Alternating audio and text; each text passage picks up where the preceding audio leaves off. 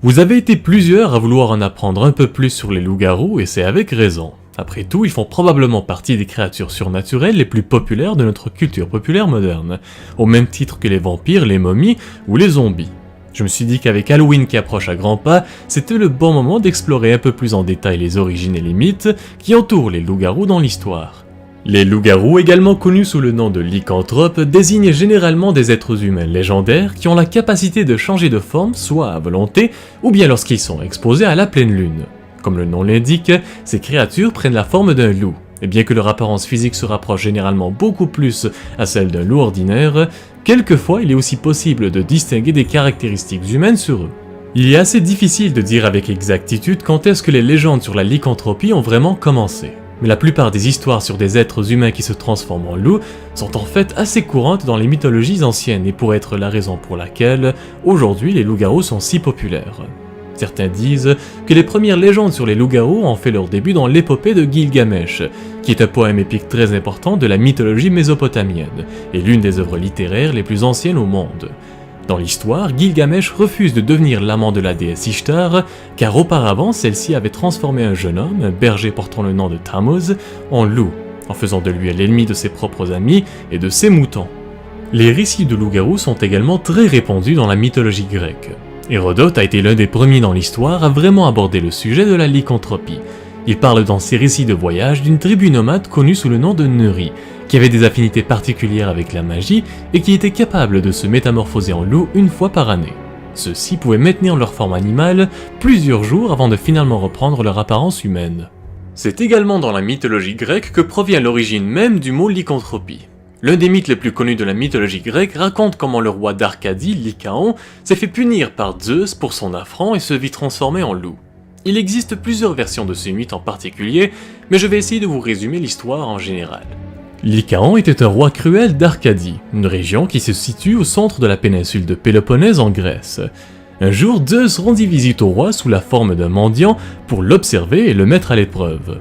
Lycaon reçoit celui-ci pour manger, mais lui sert un plat de viande qui était en réalité de la chair humaine. Certaines versions du mythe indiquent que c'était la chair de l'un de ses propres petits-fils qu'il avait fait exécuter pour le servir un repas.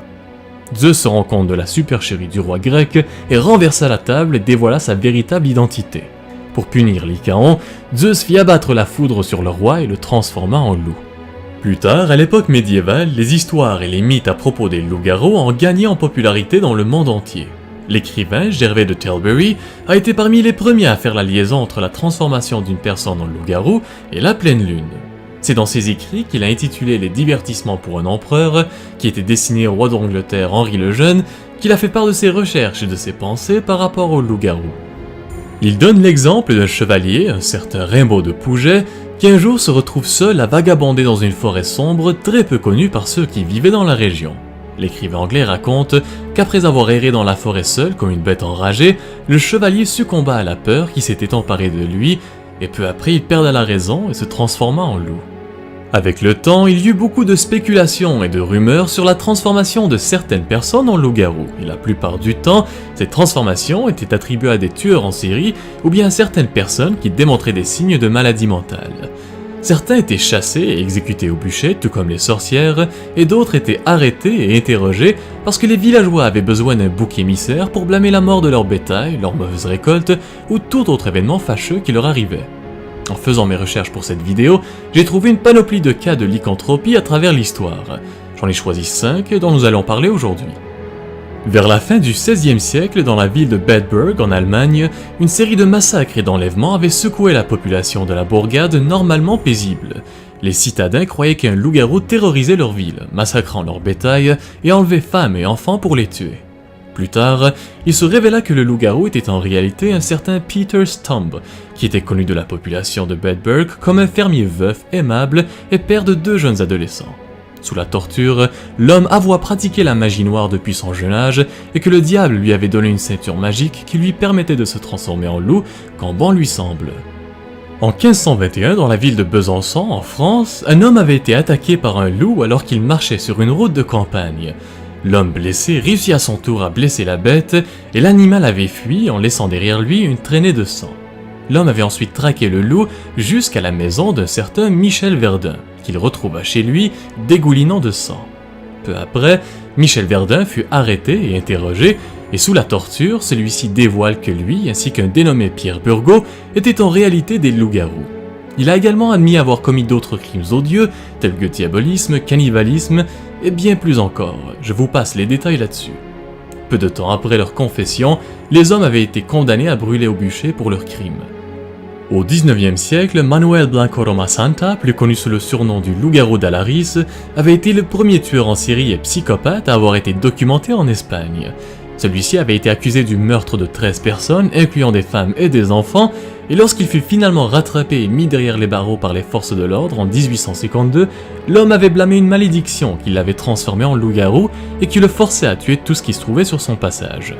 En 1572, dans la ville de Dole, en France, plusieurs enfants avaient été portés disparus et ont par la suite été retrouvés en lambeaux dans les bois environnants. Les habitants de Dole ont tout de suite pensé qu'il s'agissait très probablement d'un loup-garou qui terrorisait leur petite bourgade. Plus tard, au mois de novembre de cette année-là, un groupe de chasseurs avait aperçu au loin un loup en train d'attaquer un enfant et l'un d'eux reconnut quelques caractéristiques physiques de la bête qui ressemblaient étrangement à un ermite qui vivait dans les parages, un certain Gilles Garnier. Lorsqu'un autre enfant avait disparu, Gilles Garnier et sa femme avaient été parmi les premiers suspects et furent interrogés et puis arrêtés. L'homme avoua être un lycanthrope et avoir chassé, tué et mangé les enfants qui s'étaient aventurés dans les bois, et au mois de janvier de la même année, Gilles Garnier avait été condamné à brûler au bûcher. Au courant du XVIIIe siècle, au Québec, plus particulièrement dans la municipalité de Kamouraska, plusieurs rumeurs avaient commencé comme quoi un loup-garou rôdait dans les parages.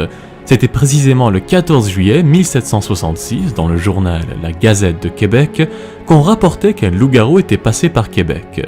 Il arrivait du bas du fleuve et se dirigeait vers Montréal. Le jour, la bête adoptait une forme humaine, celle d'un mendiant qui avait un talent de persuasion très efficace auprès des gens. Mais au coucher du soleil, l'homme reprenait toujours sa forme de loup et repartait à la chasse. Bref, l'idée de la transformation des êtres humains en loups existe depuis presque aussi longtemps que la civilisation humaine. Généralement, s'il y avait des loups qui vivaient dans une région donnée, il y aura forcément des légendes et des contes créés par les habitants de cette région-là à propos de loups-garous. Mais cela ne se limite pas qu'aux loups. En Amérique du Sud, par exemple, on parle d'hommes jaguars, tandis que dans certaines régions d'Afrique du Nord et d'Afrique centrale, on fait souvent référence aux hommes hyènes. Aujourd'hui, les loups-garous bénéficient d'une attention particulière dans la culture populaire moderne. La fiction qui entoure les loups-garous est un genre très diversifié qui peut s'étendre des légendes folkloriques les plus anciennes jusqu'aux réinterprétations modernes de la créature. On peut citer par exemple le classique du cinéma d'horreur, The Wolfman, sorti en 1941 et qui a eu droit en 2010 à un remake qui suit la même histoire. Mais mis à part leur présence colossale dans le cinéma, les loups-garous ont toujours été présents dans la littérature, les jeux de rôle, les jeux vidéo et même dans la musique. Je ne peux évidemment pas tous les citer, mais n'hésitez pas à partager vos expériences dans les commentaires. Ceci conclut donc la vidéo d'aujourd'hui sur les loups-garous, j'espère qu'elle vous a plu et que vous en savez maintenant un peu plus sur les origines et l'histoire de la lycanthropie. Comme d'habitude, si elle vous a plu et que vous voulez voir plus de contenu similaire, je vous suggère de la partager pour plus de visibilité et de vous abonner à la chaîne pour ne pas manquer les prochaines vidéos. Sur ce, merci tout le monde, je vous souhaite à toutes et à tous de joyeuses célébrations et je vous retrouve bientôt pour une nouvelle vidéo.